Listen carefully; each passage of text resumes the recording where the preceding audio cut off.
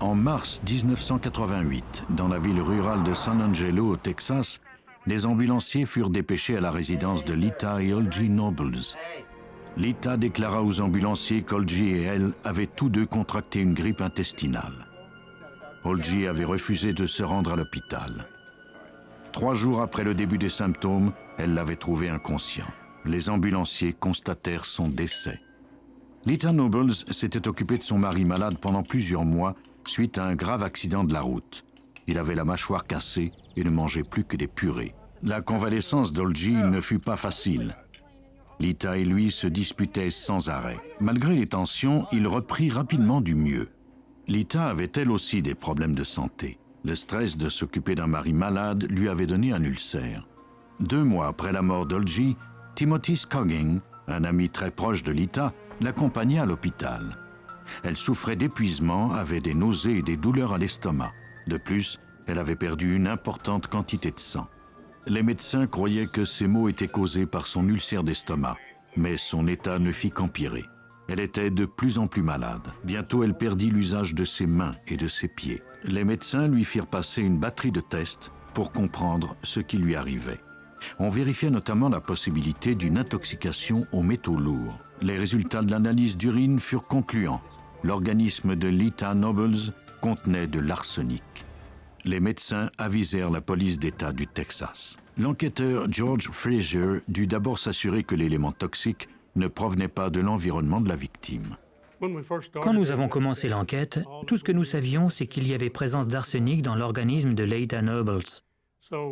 Dans notre processus d'élimination des sources possibles de l'empoisonnement, nous avons fait analyser l'eau de son puits.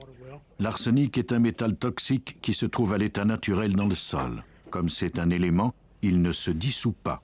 Ces atomes peuvent cependant s'associer pour former d'autres composés. Même à petite dose, l'arsenic est un poison puissant. On recueillit des échantillons chez les Nobles et on les analysa. Il n'y avait aucune trace d'éléments toxiques. Les détectives interrogèrent ensuite le frère et la belle-sœur de Lita qui vivaient chez elle depuis la mort d'Olgie. Ils prenaient tous leurs repas à la maison mais ne souffraient d'aucun trouble apparent. Depuis leur arrivée, l'état de santé de Lita n'avait fait qu'empirer, ce qui laissait croire qu'elle avait absorbé le poison à plusieurs reprises. Lita Nobles avait été empoisonnée. Quelqu'un voulait sa mort. Les enquêteurs lui demandèrent qui pouvait bien avoir voulu attenter à sa vie. Elle pensa immédiatement à son mari décédé. Notre premier suspect fut Olgie. Ce vieux couple se disputait sans arrêt. La première réaction de Lita a été de nous dire que si elle avait été empoisonnée, c'était sûrement à cause de lui.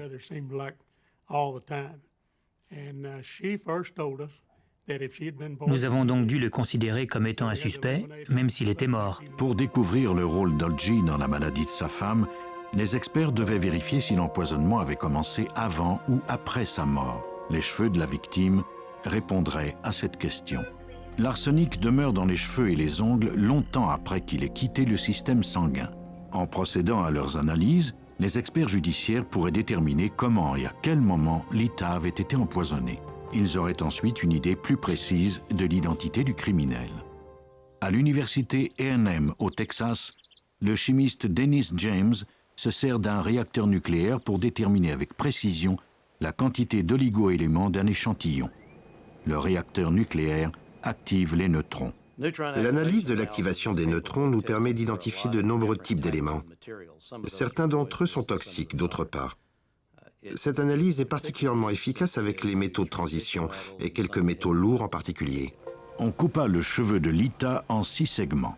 Chacun de ces segments représentait 1 mois de croissance. En comparant la quantité d'arsenic dans chacun de ces segments, les analystes pourraient déterminer à quel moment on lui avait administré l'arsenic et en quelle quantité. Le récipient qui contient les échantillons est introduit dans le réacteur. Il est exposé à l'énergie nucléaire pendant 6 heures. Au cours de cette période, des éléments contenus dans les échantillons absorbent des particules subatomiques et deviennent instables. Une fois sortis du réacteur, les éléments se dégradent et perdent les particules subatomiques excédentaires. Au cours de ce processus, ils émettent une énergie appelée rayon gamma. On utilise ensuite un détecteur de rayonnement gamma pour identifier l'émission de l'arsenic. Les experts peuvent évaluer la concentration de poison en comparant la composition des échantillons à des données de référence. La concentration d'arsenic augmentait au fur et à mesure qu'on se rapprochait du cuir chevelu. La dose qu'on lui avait administrée avait donc augmenté de mois en mois.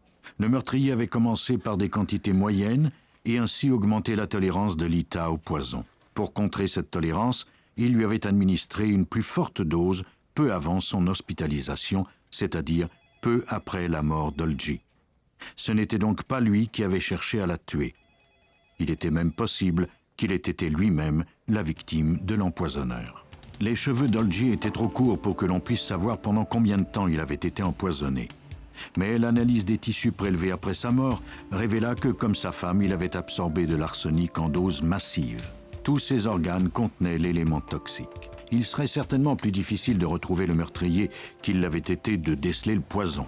Quelqu'un qui fréquentait le couple avait ajouté dans leurs aliments des doses toxiques d'arsenic pendant un certain temps.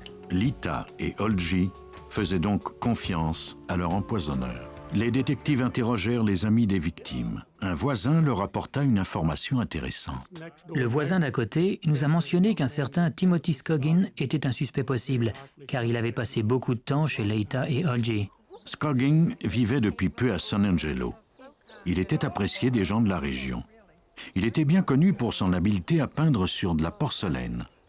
On le connaissait aussi pour son empressement à aider les gens âgés, faire leurs courses et toutes sortes de menus travaux. Lita et Olgi Nobles faisaient partie des gens qui l'aidaient. Peu après s'être lié d'amitié avec eux, il avait acquis leur commerce de modules d'air conditionné. Il accusait toujours du retard dans ses paiements, mais Lita lui faisait entièrement confiance. Depuis la mort d'Olgi, elle comptait de plus en plus sur le jeune homme. Pour Fraser, Scoggin avait le profil parfait de l'empoisonneur. Primo, il devait aux victimes 100 000 $. Secondo, il avait accès à leur maison en tout temps. Et tertio, les victimes lui faisaient une confiance aveugle. Quand nous avons commencé à soupçonner Timothy Scoggin, nous en avons parlé à Madame Nobles. Elle en a presque été renversée. Elle aimait ce jeune homme. Il lui rendait visite à l'hôpital, la coiffait et lui taillait les ongles. Mais Fraser ne tarderait pas à voir la vérité sous le masque angélique de Scoggin. Pendant l'hospitalisation de Lita, il y avait eu de nombreuses transactions bancaires dans son compte. Cette femme dont les mains étaient paralysées avait présumément rédigé des chèques à l'ordre du jeune homme pour un montant total de 48 000 $. Ses mains étaient recouvertes de tiges de métal et de bandes de caoutchouc. Même si elle avait voulu signer son nom, elle n'y serait pas parvenue. Nous lui avons montré les chèques et cela a suffi pour la convaincre que Scoggin était l'empoisonneur. Mais la fraude n'est pas la preuve d'une tentative de meurtre. Si les détectives voulaient procéder à des accusations d'homicide, ils devaient trouver comment Timothy Scoggin s'y était pris. En examinant ses antécédents, les policiers découvrirent que Lita et Olgi Nobles n'étaient peut-être pas ses seules victimes. Peu avant de s'établir à San Angelo, Timothy Scoggin vivait avec deux sœurs âgées qui moururent subitement à seulement quelques jours d'intervalle. Scoggin se vanta alors qu'il hériterait sans doute d'une petite fortune. Mais la vérité était à plusieurs lieues de ce que Scoggin colportait en ville. Il laissait croire qu'elles étaient ses tantes, mais elles n'avaient aucun lien de parenté avec lui. Scoggin était un peu leur homme à tout faire. Il faisait leurs courses et vivait avec elles de façon discontinue depuis un bon bout de temps. De la même façon qu'il avait procédé avec les Nobles, Scoggin s'était rendu irremplaçable auprès de Catherine et Cordelia Norton. Les deux sœurs étaient mortes seulement 5 semaines avant Olgi Nobles. En février, Scoggin avait conduit à l'hôpital Catherine Norton, diabétique, pour un examen de routine à la suite de son opération au pancréas. De retour à la maison, ils trouvèrent Cordelia gravement malade. Ils reprirent rapidement le chemin de l'hôpital où la plus vieille des deux sœurs fut admise. En rentrant, Scoggin décida de rester à la maison au cas où Catherine aurait besoin de quelque chose. Le lendemain matin, Scoggin tenta de réveiller Catherine. Quand il constata qu'elle ne réagissait pas, il appela son médecin. Ce dernier constata son décès. Le lendemain, Cordelia mourut à son tour dans son lit d'hôpital. On conclut que la mort des deux sœurs était naturelle. 6 mois après le décès des sœurs Norton, les enquêteurs désiraient maintenant vérifier si elles avaient été empoisonnées à l'arsenic. Il y avait cependant une ombre au tableau. Les corps de Cordelia et Catherine Norton avaient été incinérés. Les experts devraient déceler le poison dans leurs cendres. Personne n'avait tenté l'expérience auparavant. Si les scientifiques parvenaient à naviguer dans ces eaux inconnues, il se rapprocherait sans aucun doute du meurtrier. Les cendres de Cordelia et Catherine Norton furent envoyées au laboratoire judiciaire de la sécurité publique du Texas. On confia au toxicologue Rod McCutcheon la tâche de procéder à des analyses chimiques. Il doutait de ses chances de réussir. Je ne croyais pas pouvoir trouver du poison dans ces cendres. À ma connaissance, personne ne l'avait jamais tenté non plus. J'ai réfléchi pendant quelques minutes au fait que nous cherchions de l'arsenic. J'ai réalisé qu'il était possible qu'on en retrouve des traces, puisque l'arsenic est un élément et que les éléments sont indécomposables. Pour se mettre à la recherche d'arsenic, McCutcheon plaça un échantillon des cendres dans une solution acide qu'il chauffa pour en éliminer les impuretés. S'il y avait la moindre trace d'arsenic, elle se trouverait dans le liquide qui restait.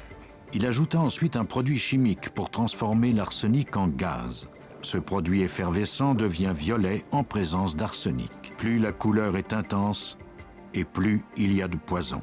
Les cendres de Cordelia contenaient assez d'arsenic pour avoir causé son décès. Il n'y en avait cependant aucune trace dans celle de Catherine. Ces résultats négatifs étayaient d'une certaine façon les résultats des analyses des cendres de Cordelia. En effet, les deux sœurs étaient mortes à un jour d'intervalle et elles avaient été incinérées dans le même four. Le fait qu'il n'y ait pas d'arsenic dans le cas de Catherine indiquait que ces cendres n'avaient pas été contaminées au cours de la crémation. L'analyse de l'activation des neutrons confirma les résultats. Les détectives tentèrent ensuite de vérifier si Scoggin avait acheté de l'arsenic. Ils se rendirent au magasin le plus près de chez lui. Ici, la familiarité un peu excessive de Scoggin allait jouer contre lui. Le commis déclara aux détectives qu'il se rappelait avoir vu Scoggin acheter de la mort au rat en grande quantité peu avant la mort des victimes. Ce produit contient principalement de l'arsenic. Les enquêteurs en déduisirent que Scoggin devait mélanger le poison aux produits dont ses victimes ne pouvaient se passer, les purées pour bébé Dolgy et l'antiacide de Lita.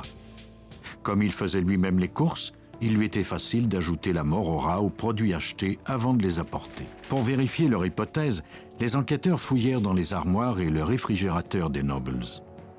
La plupart des aliments avaient été jetés depuis, mais il restait encore quelques bouteilles d'antiacide. L'une de ces bouteilles contenait effectivement de l'arsenic.